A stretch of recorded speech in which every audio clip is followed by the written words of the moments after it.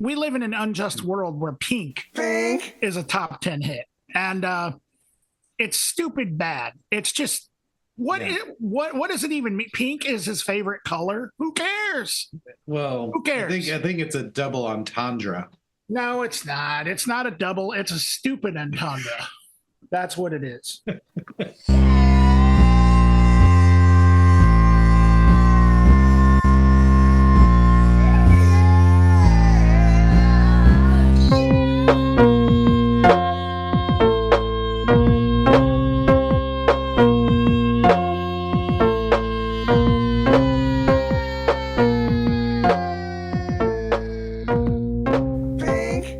Citizens of Earth, welcome to Accelerativ Thrust. I am Dan. And I'm Erik. And oh boy, have we got a show for you, people. Yeah. This is four boys. Yeah, 4 boys. The 4 boys. Yeah, because we are boys. They always look kind of confused and slightly angry. Yes. They furrow their brows the whole time. Well, and also it kind of fits us because we're all in our we're both in our 4-0s. The big 4-0 boys. The big 4-0 boys. 4-0 furrow. I'm sorry. I want to be known as the big 4-0 boys from now on. Big 4-0 boys. Oh shit, that's pretty tough. I may have a little more pep in my step because I had a double shot of coffee today. Nice. I'm having extra mine cup right now. You have yours just black, right?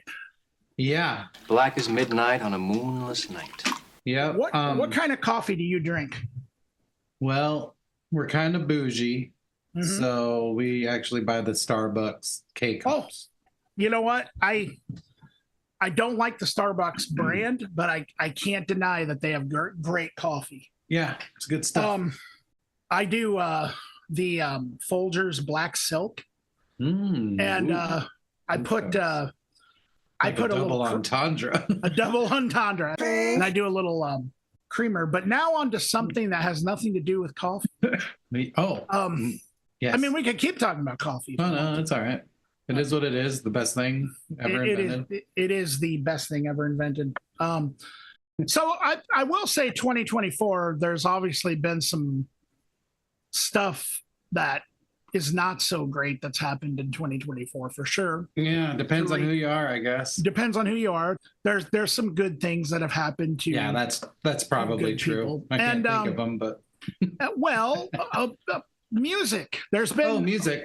A lot of great music. Yeah. Like I legitimately say this, and I probably say this every year, every episode we do this, but I really do think this has been like one of the best years for music in a long time. I agree. Yeah, I had a hard time narrowing it down to just a few things, choices.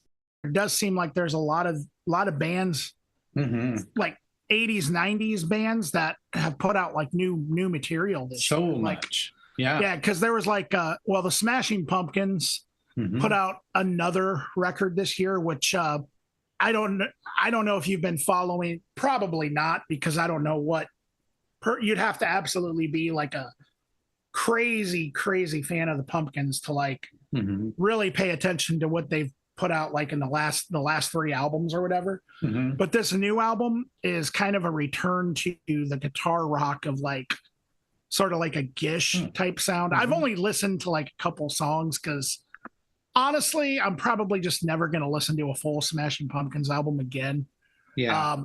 I will listen to Gish, Siamese Dream, and Melancholy all the way through, when I'm in the mood, but anything past that, I'm probably just not going to listen to that much, if at all. Yeah. You know what I mean? Yeah, for sure. But the 2 songs I heard kind of reminded me of an updated version of like Gish. And then Pixies came out with a new one again. No, I have no idea. Yeah. I wish I liked the new Pixie stuff. Yeah, but I really don't. Hey, it just doesn't add up. And then also like I don't know, the band Guster, who I haven't heard from in like years, put out something new. Maybe they've been putting out records. I don't know. I never followed Guster. I just remember that name from the 90s. Kim Deal put out a solo album. Have you heard Yeah, I might be talking about that a little, in Cool. fact. Cool. Yeah. What I heard of it was cool. Yeah, there's a lot of great stuff. But yeah, so Yeah. Eric and we have devised a list of our top 5 albums of 2024, and we have some honorable mentions that we'd like to go through. Yeah. So. No established number of honorable mentions, really. No, not at all. Like We're probably just gonna blow through those. So yeah, exactly. My top 5, my first pick for top 5 of 2024 comes from this group called the Children's Hour, and it is an album called Going Home. So I debated on whether I should actually put this on the 2024 list, but I don't know. I guess it's kind of breaking the rules a little bit, but it did come out this year, and so let me explain. So the Children's Hour is a trio, and I guess they're kind of considered a super group, like an indie folk super group, and it consists of Josephine Foster, Andy Barr, and David Pajo, which for anyone unfamiliar with David Pajo, he is probably most famously known for playing in Slint, but he's also played in Tortoise, Papa M, and with Zwan, which was a short-lived group with Billy Corgan. And so this album was actually recorded in the early 2000s. And so the story behind this record is that they recorded it with Paul Oldham in 2003, but apparently the recordings were lost. But recently they were found. So they mixed and mastered this and put it out. And it is a very beautiful record.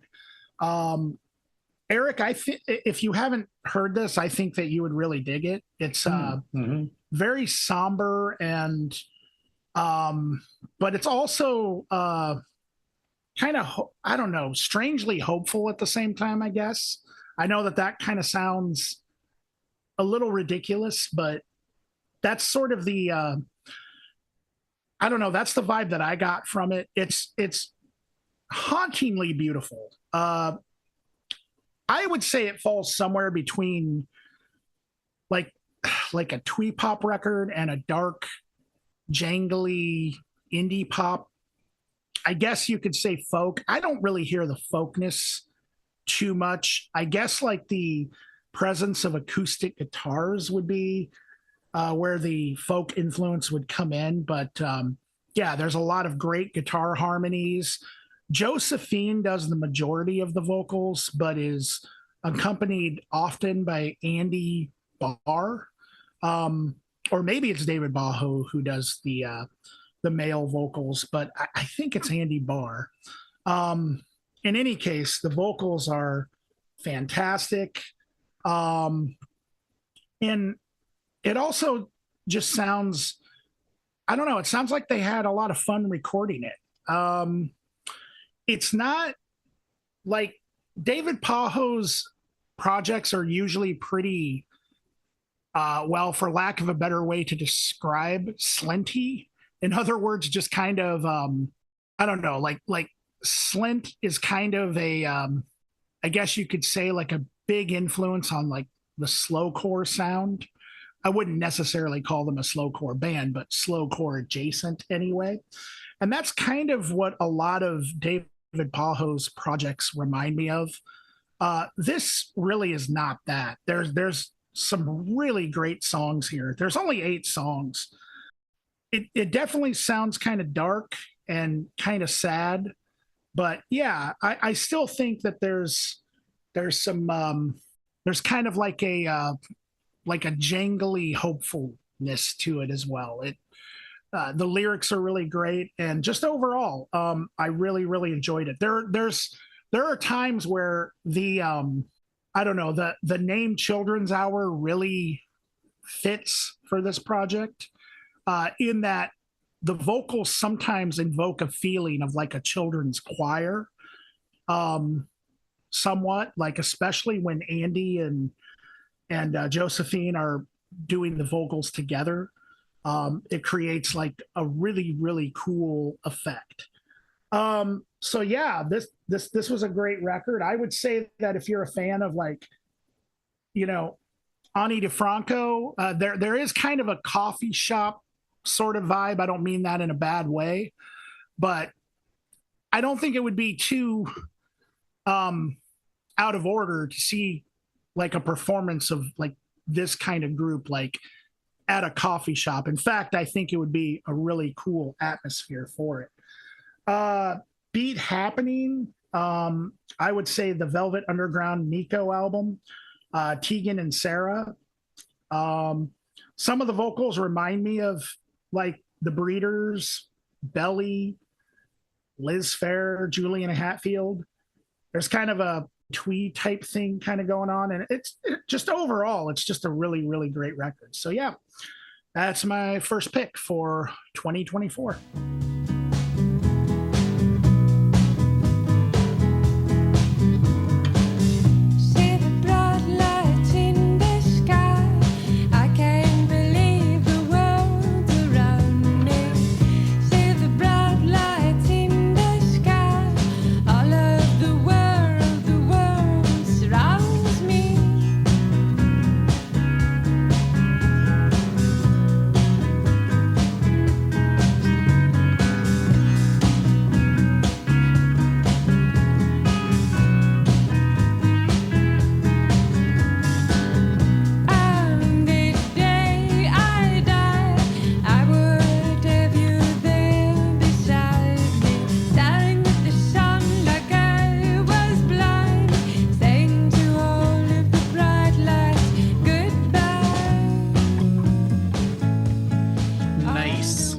Check it out. Sounds cool. Cool. All right. I'll just start with the one I can't pronounce. So, project's called Trepanangering Stritulen, spelled TrepaneringsTritualen. Okay. So, this is kind of cheating too, because this is 2 albums. Well, 2 chapters, I guess. The albums are called Totality of Death, and the first one's Totality of Death Omega, and the second one is Totality of Death Alpha. They are both about an hour long. And so what this is it's from Sweden. Some of the stuff I picked, I honestly had trouble finding information about, but I would say this is dark, ambient, industrial, real dark ambient. Really long pieces, obviously. The pieces sort of throb. They break apart. There's just a lot of atmosphere to the whole thing. It's all pretty scary. I think it's all designed to punish you as a listener, in a sense. I wouldn't say it's noise to the level of like harsh noise, but there's a lot of that there.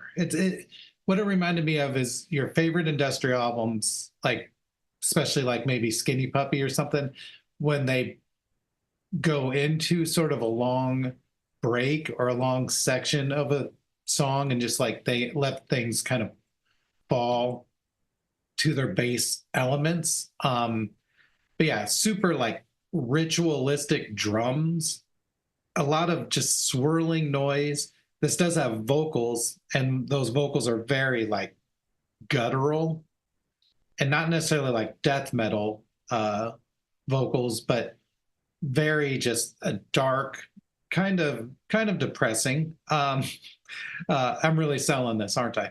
But no, I think if you like dark ambient music, if you like that kind of thing, and we've talked about that stuff a little bit on here, but I would say, yeah, if you like almost anything Justin Broderick's involved with, Godflesh especially, and Jesu, like somewhere in between those 2 projects, the Scorn project by Mick Harris from Napalm Death, a lot of stuff like that, but super dark, super heavy, and just really immersive.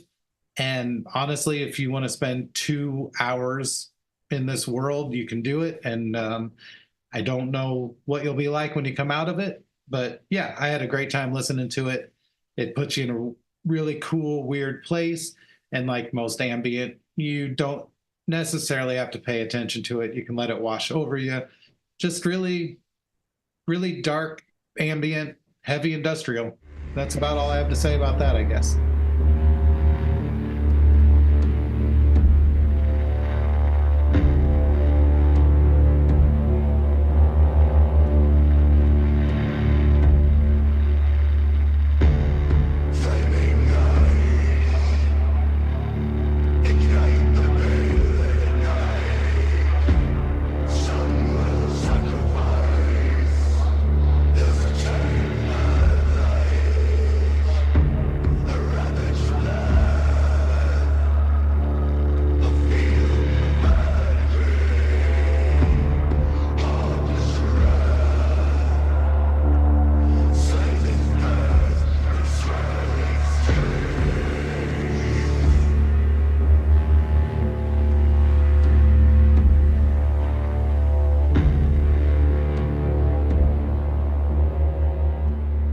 Anyway, it's hard not to say, what did you think, Dan, after I give a review? Like, I don't know where the hell to go now. Yeah, no. Well, I mean, just, well, what's your next pick, Dan? Yeah. What's your Oh, next yeah. pick, Hey, Eric? So what's your next pick, Dan? So my next pick is, I figure I'm just going to go ahead and get the obvious one out of the way. I think we all know, just by saying this, one of my favorite bands of all time. This is one of 2 that Eric and I talked about. So I only have 2 releases on my list that we actually already reviewed.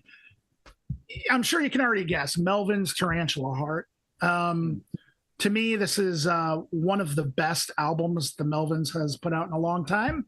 I don't think the Melvins need an introduction, but in case they do, King Buzzo, Dale Crover are the 2 main members, and they kind of have just they switch a lot of members with every album nowadays. Steve McDonald has been their bass player for a minute now, so that's really cool. But on this particular album, Ray Mayorga and Gary Chester joined them, and they made this record under some of the weirdest and coolest circumstances that I've ever heard. They, King Buzzo recorded Dale Crover and Ray Mayorga recording dual drum parts and kind of just erased the parts that didn't work, but kept the parts that did. And then kind of just, improvise things over top and came out with just what I think is a really killer record. It's pretty psychedelic compared to some of their stuff.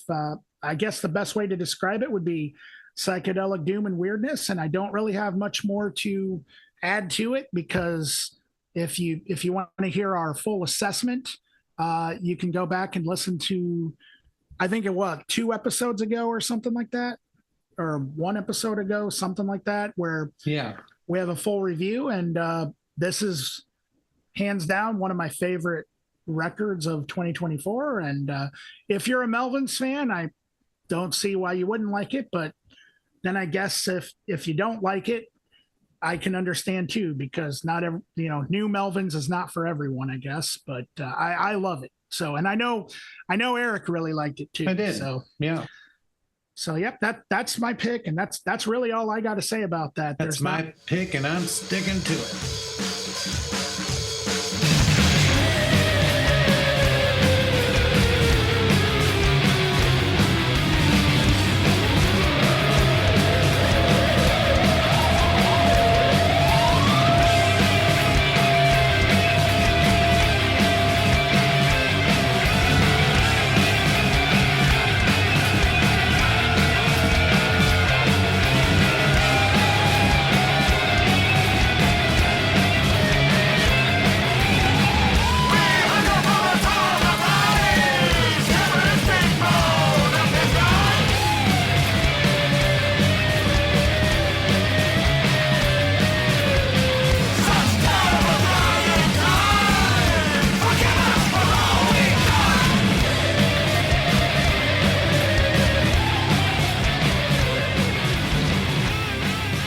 Yeah.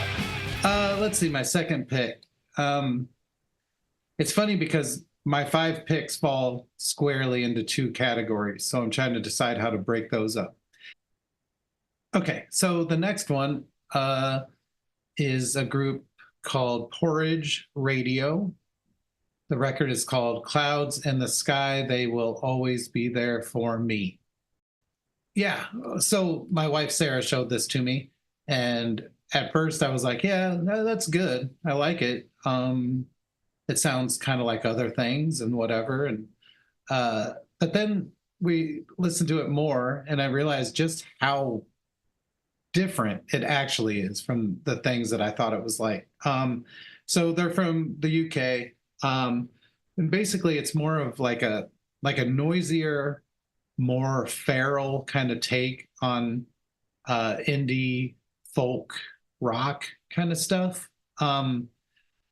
Yeah, so I'll just say kind of what it sounded like to me is kind of like Big Thief, if you listen to them, or like Phoebe Bridgers, like that kind of realm of things. But Porridge Radio is way more comfortable with being like different in a lot of ways. Like they're comfortable being accessible and having pretty songs, but they're also comfortable with being angry and dreamy and like sort of dangerous at times. It feels like kind of like whatever serves the song.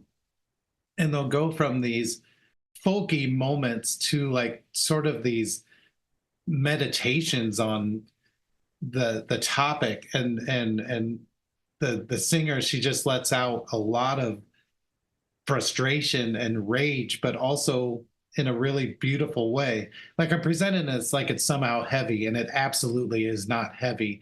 I just think it allows itself to go into some more aggressive, darker kind of territory. But yeah, really, really cool songs. And the instrumentation is awesome. Like I said, it's kind of standard indie folk stuff.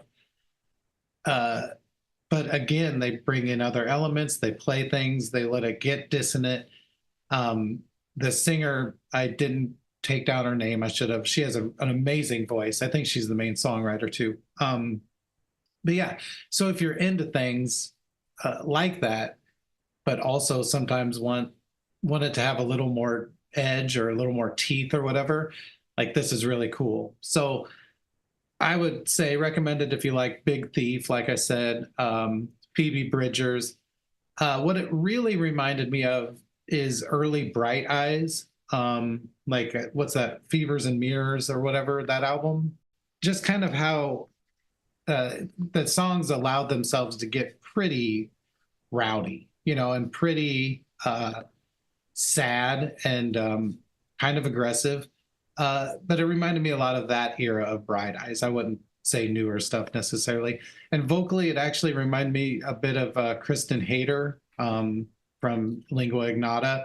Like it sometimes kind of veers almost to that level of vocal styling. So I was surprised by this because at first I didn't see how different it was. But then I was blown away once I spent some time with it. So yeah, Porridge Radio. It comes through the door and lands out of habit. Can't tell you the shape, but I'm looking straight at it. Followed around, feet on the ground gently. Then I have the urge to jump off the balcony, land with a splash. Where passers-by will be river below, carry me home gently. I love the feeling, I love the space between. I draw a line from my head to the balcony. I draw a line and get carried away with it. Keep my pockets full, carry the weight of it. Hope for the weak, try to show you the way. Feels hard to speak when I'm under the sway of it. Finger the edges, make out the argument, mark out the edges, make out the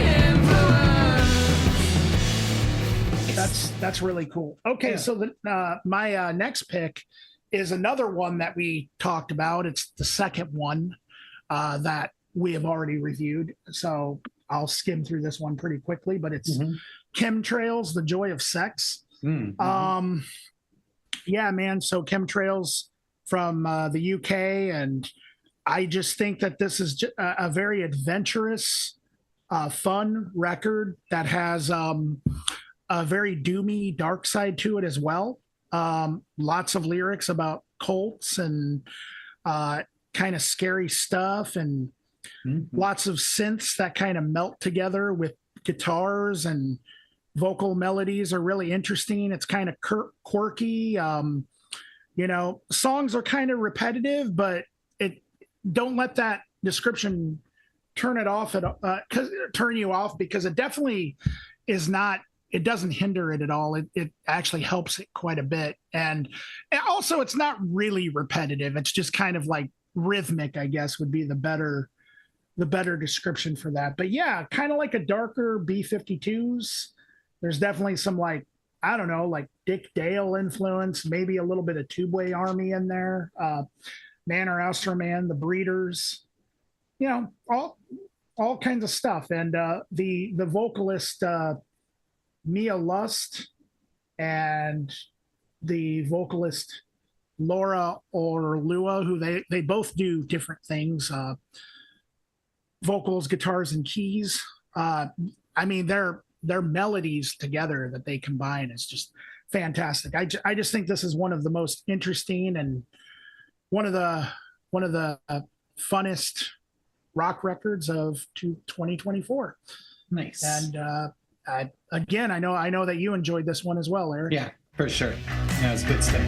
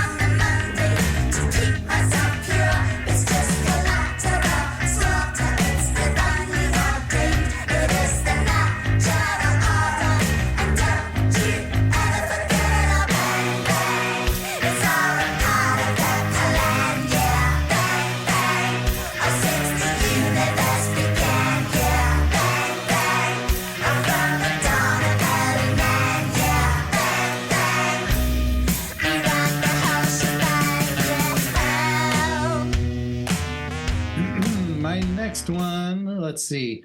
I actually don't know how I found this, but that's kind of common actually. But I literally have no idea how this came on my radar. But the group is called Uniform, and I think they've been around for a minute, but I've never heard them till the new record. It's called American Standard.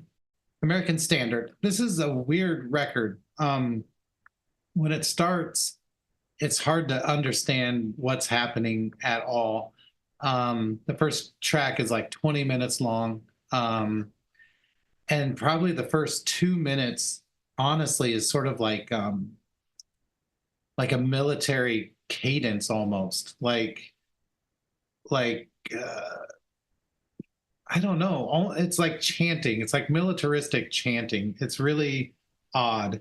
And the voice sounds somewhere between like the guy from Sleaford Mods and Al Jorgensen and Blixa. I don't ever remember how to say his name, last name Blixa. Anyway, yeah, so it's like they're from New York. I would say this is industrial metal, but it feels very militaristic. A lot of elements of like marching drums, like I said, military kind of cadences, vocal cadences. The main vocals like really are sort of like, they feel like a battle cry kind of things. And it really brings me to mind of like early industrial music, like almost proto industrial, with also some definite elements of metal, especially like double bass drum, distortion on the guitars. There's a lot of other really cool, unexpected instruments that come in, like bells and synths. And those are used to cause these sort of epic, flourishing changes, blooming sort of changes within these really strict sounding songs. But yeah, like I said, it reminded me very much of like early industrial music, especially Einstürzende Neubauten and Laibach, which by proxy would also bring to mind Rammstein, things like that.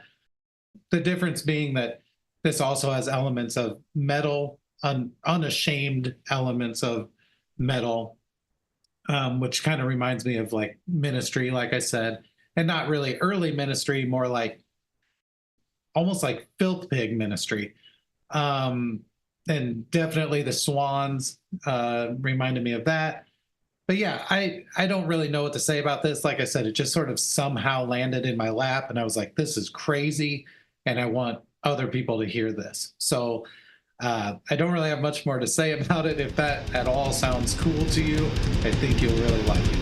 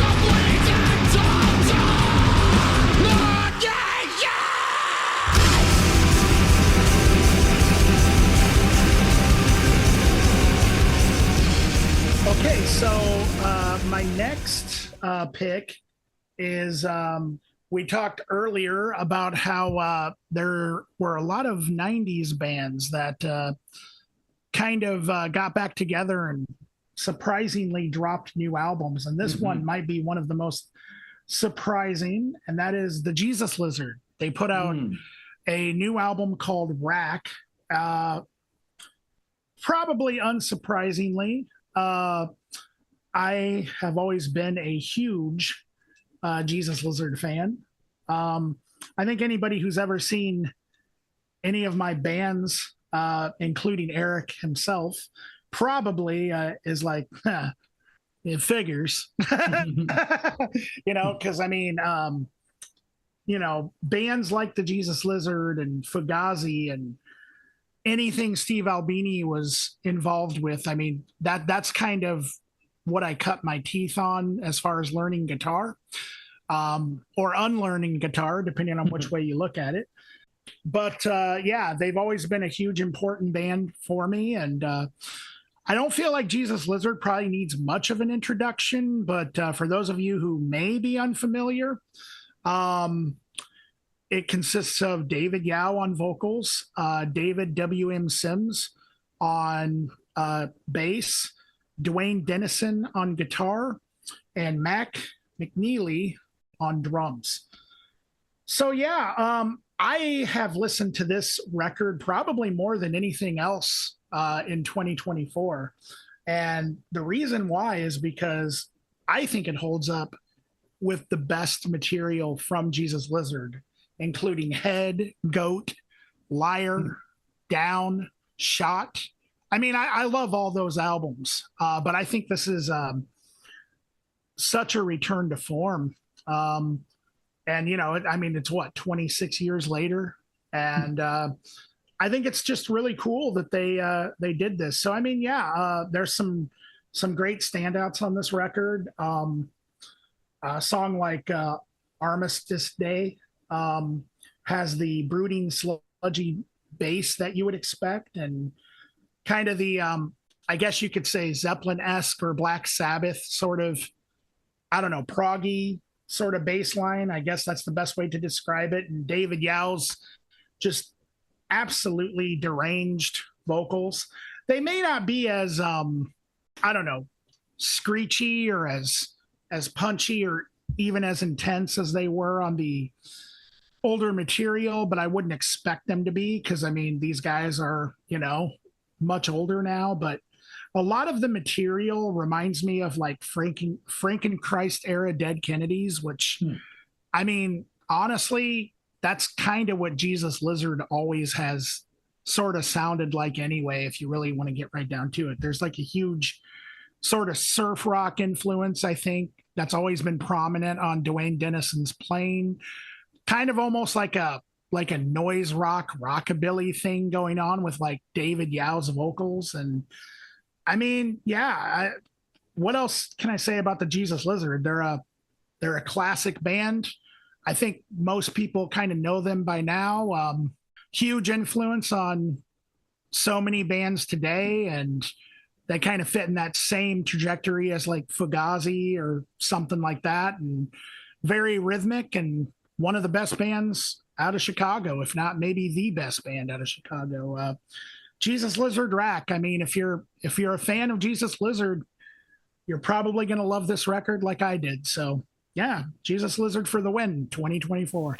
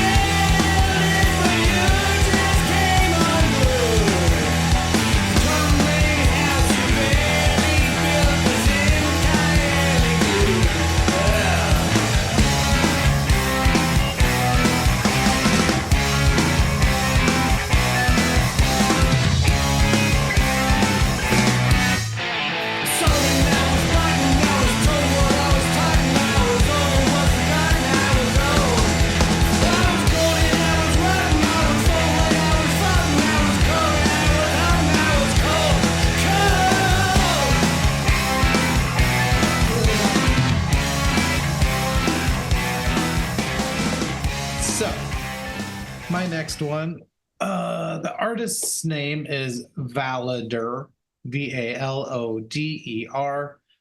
The release is called Savior Volume 1. So a while back,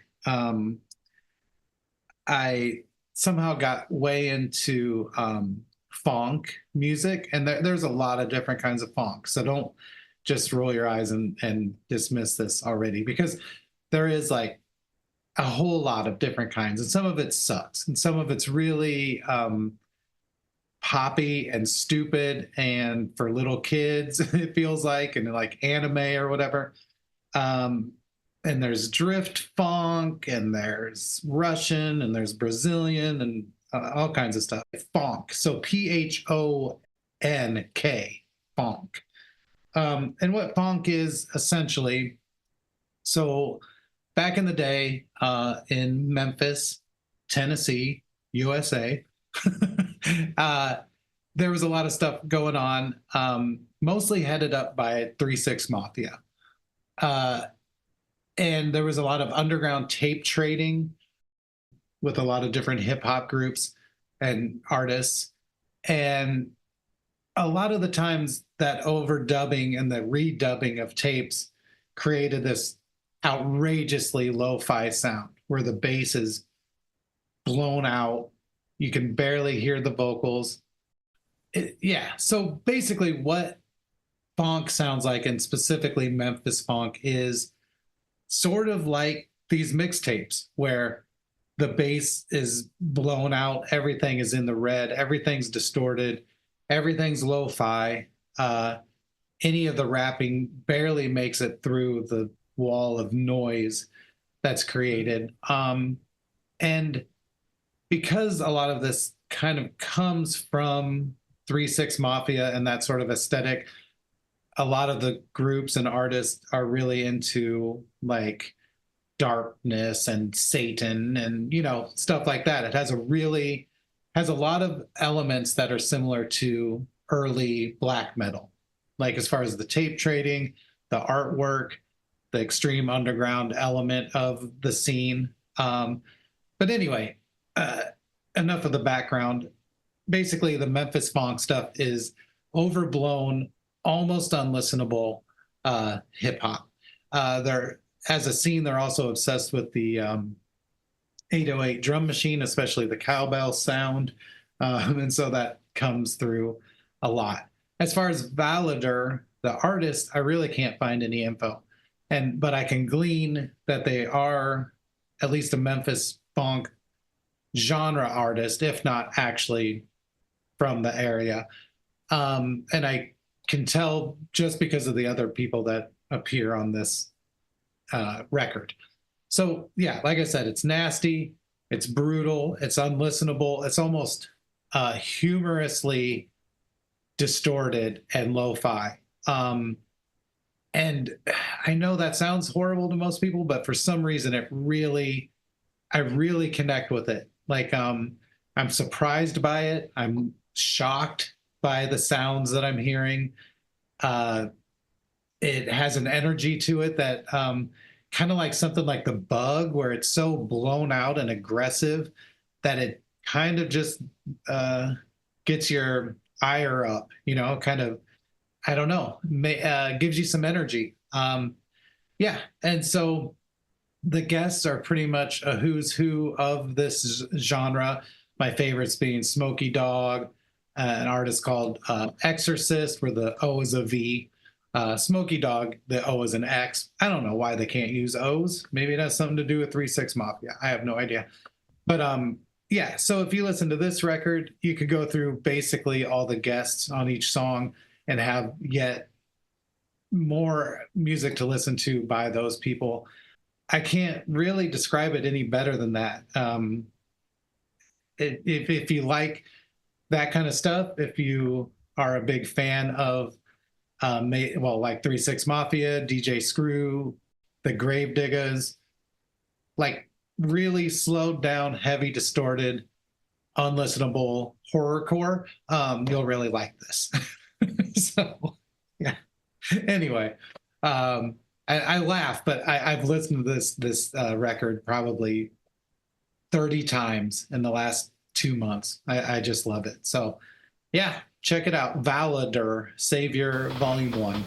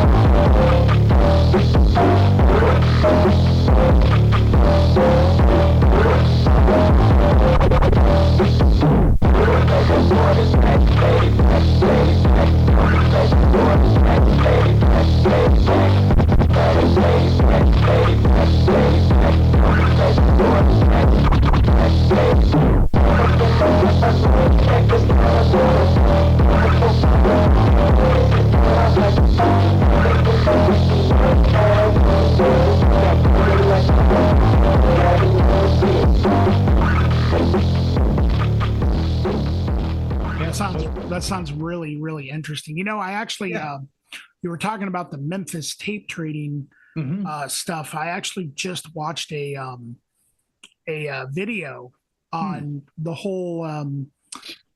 Have you heard about the Memphis? I'm sure you have, because you're really certainly well versed in like horrorcore and the Memphis rap stuff than I am. But you've heard about the Memphis rap sigils and stuff like that, right?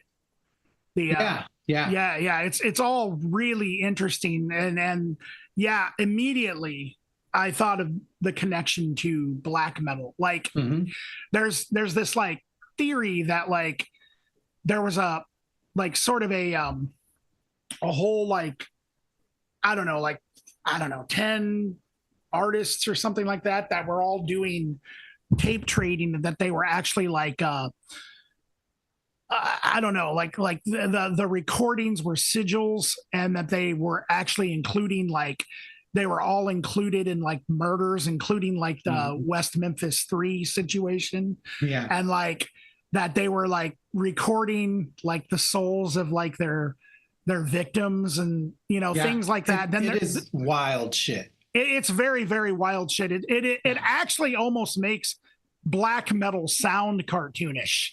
Like almost, it's almost like scarier than black metal. And then like I think so. There's also like an element to it that they talk about the Memphis. What is it, the pyramid in Memphis? How that's like connected to it, and like that, all kinds of crazy shit. And like 3-6 Mafia are of course connected to all of it. It was really wild. It was a wild thing, and there were like 10 artists or something like that that were all doing this like lo-fi tape trading, but there's like specifically like 5 or 6 releases that, like, I don't know, supposedly if you get them all and you listen to them all together, you conjure up the spirits of the victims or some shit like that. I don't know. It was What's your name? Satan. wild shit. And it like, of course it's, I mean, it's not real. It's all lore or whatever. Like, but it's interesting that like there was basically like a black metal scene in rap in the US, Yeah. And as I've gotten more into it, I'm actually kind of bummed that I didn't know about it. Like, I know that it was regional and everything else, but even just like surface level artists like 3-6, like I didn't listen to them. I at the time, like 96 or whatever, I just wasn't into hip hop. I just didn't know much about it. And I don't want to say I wrote it off, because I did like some things, but it was really hard to dig deeper at that time too. We didn't have Spotify. We didn't have YouTube to show us documentaries about these micro scenes or whatever. And so, but honestly, I think if I would have discovered this in like 1996, I might have just been into that and only that for the rest of my life. You might have actually everything. It's got everything you could ever want. You might have actually moved to Memphis. I might have. Yeah. I just would have got real fat and got a bunch of tattoos on my face. They would have accepted me. Well, they probably would. I mean, as long as you eat their barbecue, I'm sure that they're fine. Yeah. Just get a big pentagram on my forehead. Walk around. And an 808. I'm just like, let's go, dudes. They would have loved me. DJ Whitaker. It would have been a whole nother life, man. Okay, so my last pick for 2024, last but not least, it's from a band. It's a British rock band called Yard Act. And the name of this record is Where's My Utopia? This is, I'm going to have to level with you, Eric. This is one of Enemy Chuck's recommendations. He actually didn't recommend this album. He recommended their first album, which is also equally as phenomenal, that came out, I think, a couple years ago, called The Overload. So he told me about this band before this record came out, but this is their second album. So for those that don't know Yard Act, they're from Leeds. And James Smith is the vocalist and lyricist. Ryan Needham is on bass. Sam Shipstone on guitar. Jay Russell on drums. This is a wild record. There's a lot going on. It goes to a lot of different places. Really creative use of samples and strange sounds. Lots of added instruments like horns and keyboards. There's a use of drum machines. There's an overtly hip hop and disco influence. I think that they wear that on their sleeve. Also a huge dub influence. But in the background, well, not really in the background, at the forefront, of all of this, there's still a rock band that's playing. It does have kind of like a mechanical sort of electric sound to it. The bass is very pronounced. It's usually very funky. There's a lot of groove to it. The guitar playing, it's very staccato a lot of the times. It's a very compelling listen.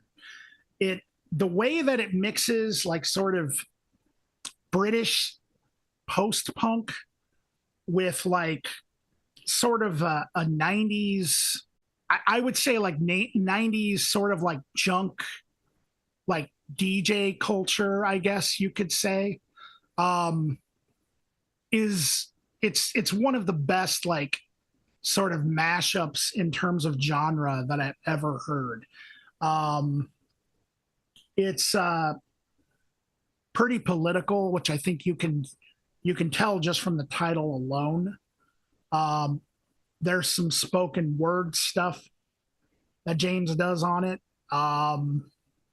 And yeah, it's just a really, really fun record. This might actually be like one of, if not my favorite record of 2024, actually. The samples are absolutely hilarious. Erik, I know how much you're into samples. I think that you would, if you haven't listened to this record, I think that you would love it. It reminds me of a lot of things. I think if you're into like, well, first of all, the band Tropical Fuck Storm, not as like Tropical Fuck Storm was very much like almost like deconstructing music sort of thing. I wouldn't say that this is like that. It's not as extreme as that, but it definitely has that feel. But also like the Clash. I mean, the Clash is like all over this thing, and Wire, Gang of Four, Sleaford Mods. We mentioned Sleaford Mods, The Streets, who we've reviewed, but also there's a lot of Beck, a lot of Beastie Boys, a lot of like Gorillaz, Soul Coughing, kind of stuff like that. Like again, like that 90s sort of junk store, like Chibo Mato, you know, like thrift store rock, I guess you could say. Like we've talked about how like, you know, Beck's Mellow Gold is just as important as Nevermind in terms of like cultural impact in the 90s. And I think that these guys probably listen to, you know, that kind of stuff a lot, you know? And yeah, it's also, it is very British. I mean, it's like, you know how the Sleaford Mods, you know, that record we reviewed, Erik, was like so British you couldn't believe it. You know, like it was just this is also like that as well, but it's so well done. And if you haven't listened to this, Erik, I really I recommend this to everyone. It's such a great record. Yard Act, Where's My Utopia? Sweet. Rock me now. I'll let my friend live upstairs in the spare room for a minute. He needed space and he paid, never relate to our letting agent that we did it. That's illegal.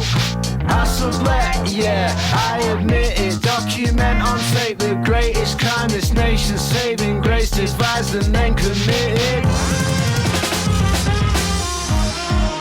I just wanna make a point that the culture would have died, and post-punk's latest poster boys wouldn't have got to ride on the coattails of the dead and claim that their derision is a vehicle for their vision of subverting it instead. Now subliminal exposure is exploding in your head, cause you know that we were golden, yeah. My next pick, Kim Deal. Kim Deal of the Pixies and the Breeders, and of just being Kim Deal. The album's called Nobody Loves You More. When I first heard this, I was not all that excited about it. And the reason is because most of the reason I love the Breeders and Kim Deal's songwriting and arrangements, Kim Deal really taught me personally, not in person. I've never met her, obviously, but no, she and her work in the Breeders really showed me what you could accomplish with very sparse arrangements.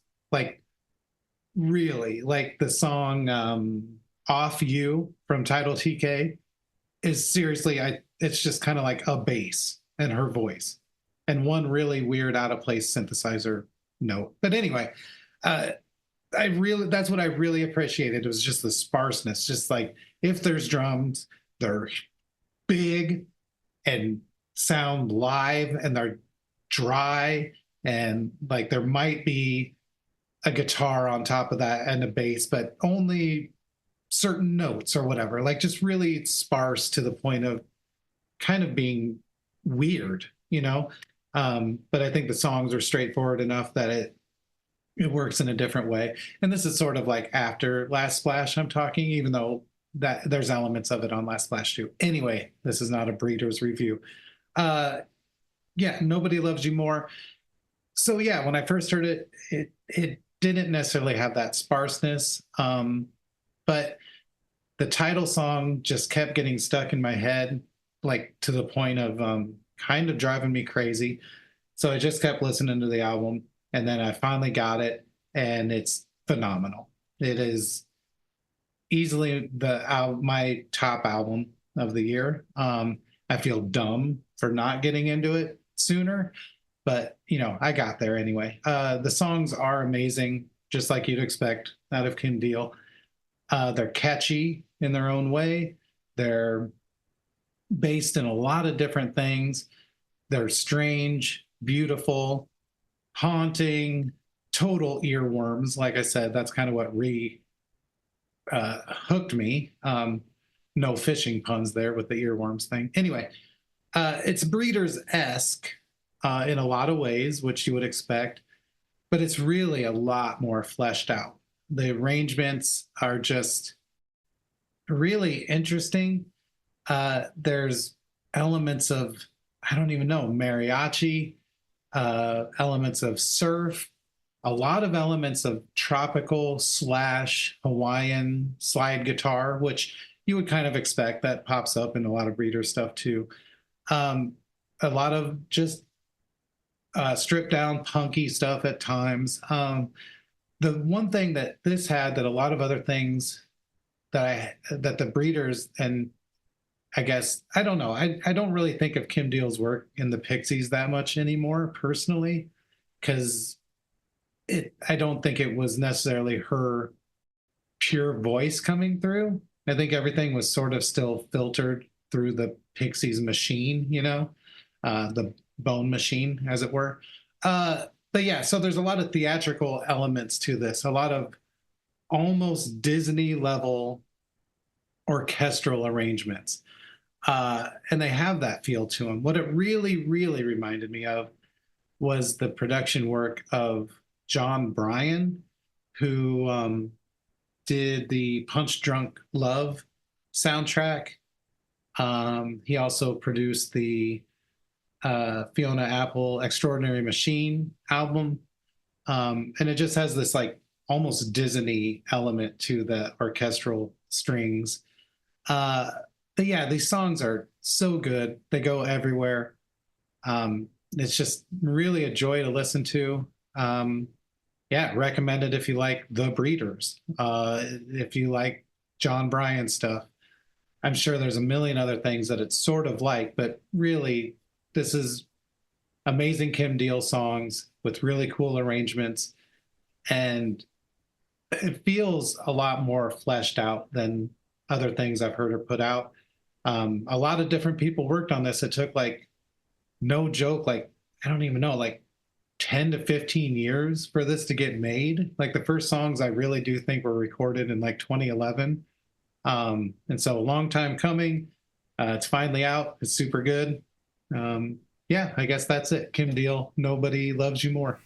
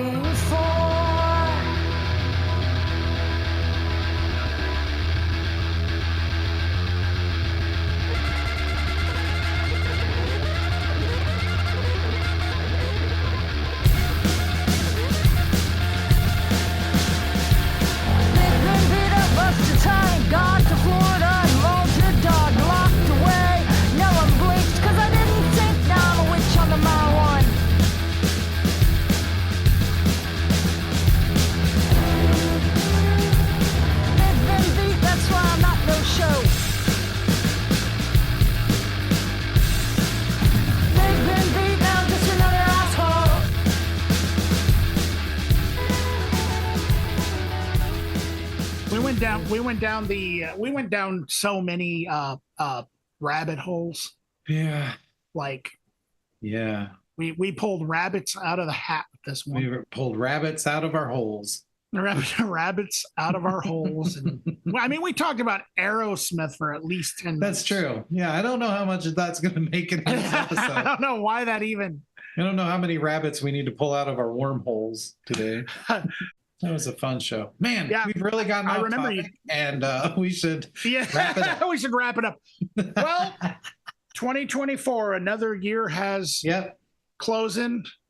Yeah, we hardly knew ye. I just invented a word, closing. Closing. I like it. Closing. It's kind of like a cloven hoof of Satan. I want to kill everyone. Satan is good. Satan is our pal. Raise your hands, for the year of our Lord is coming to a close. Oh my gosh.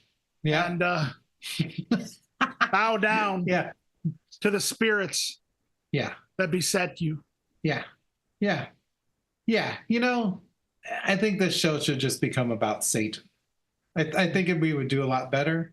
You know, like darkness. I think we should just focus on that. Everything else is kind of nonsense. The only thing we really talk about is the, scary stuff.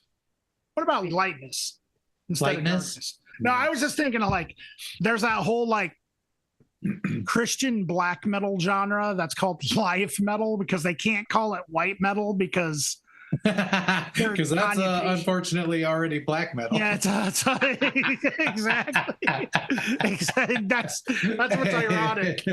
But I was just thinking about how fun and interesting it would be to use those vocals, the demonic vocals, and sing about Jesus. Yeah, I'm into it. Yeah.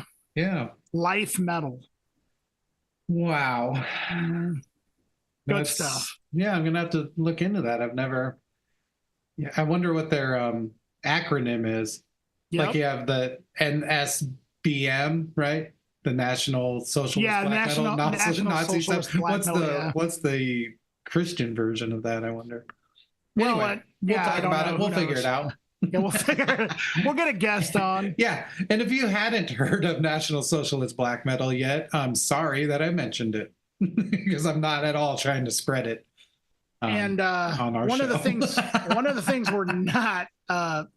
we're not embarrassed to spread is the fact that you can contact us on Instagram. True. Or our email, accelerativ.thrust@gmail.com. Let us know if you have something you want to say to us. Yeah. Anything. We're begging you. Yeah.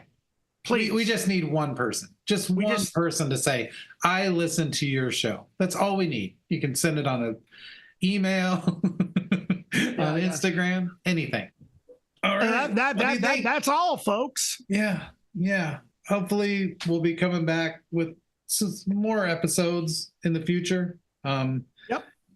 Yeah. 2025. Gonna try real hard, guys. Yep. Well, as soon as we hear from one of you. Yep. One message. That's so. If you don't hear any new episodes in 2025, you got no one but yourselves to blame. And literally yourself. One person. It could be you. Don't blame anyone else but yourselves. Right. Yeah. Each and every one of you has the power to continue this show. You've got the power. Ding, ding, ding, ding, ding, ding, ding, snap. I got the power. All right. Wow. That's got to be it. That's got to be the end. Terrible. Bye.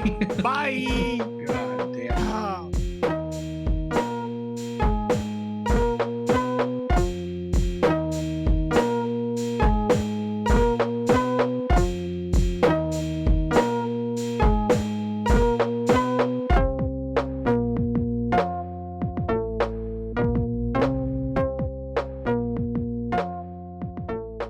TREPANERINGSTRITUALEN